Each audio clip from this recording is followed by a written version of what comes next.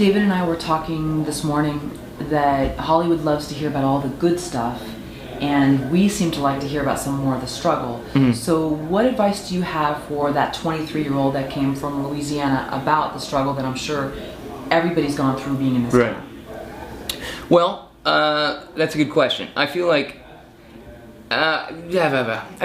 you know, if you don't have to do it, you shouldn't. You know, if it's not something that you wake up every day and it's like, this is what I want to do, then, you know, don't. You know, life is difficult enough. You know, it's like if you're going to suffer for something, it should be something you love and, you know, can't live without. And if that is how you feel, then, you know, you just got to keep fighting. You just got to keep throwing shoulders and, you know, develop a tougher skin, which is just part of the process. You know what I mean? It's like, I wish that there was a nicer way to say it, but it's a tough business, and, you know, it's ruthless in many ways. And the more hands-on I get with the business side of it, the more it's way worse than I thought it was.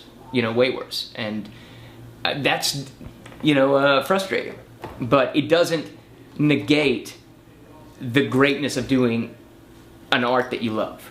You know what I mean? It's like if you break your back making a short film, and that short film never gets into any festivals and never gets anywhere, it's still something that you made that you can look at and say, this is my art.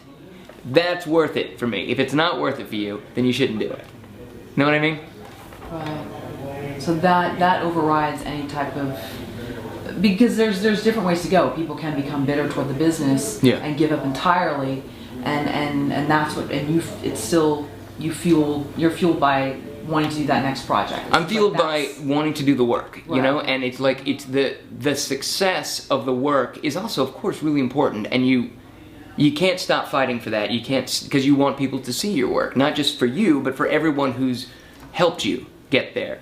But it's not the end-all be-all. The end-all be-all is the work itself, I think, and that's when I get down, and I do, you know, when I'm struggling with things that are not my nature, you know, to really deal with. I'm not the kind of guy that likes to read contracts back to front and, you know, then have a very extended debate about, you know, each deal point.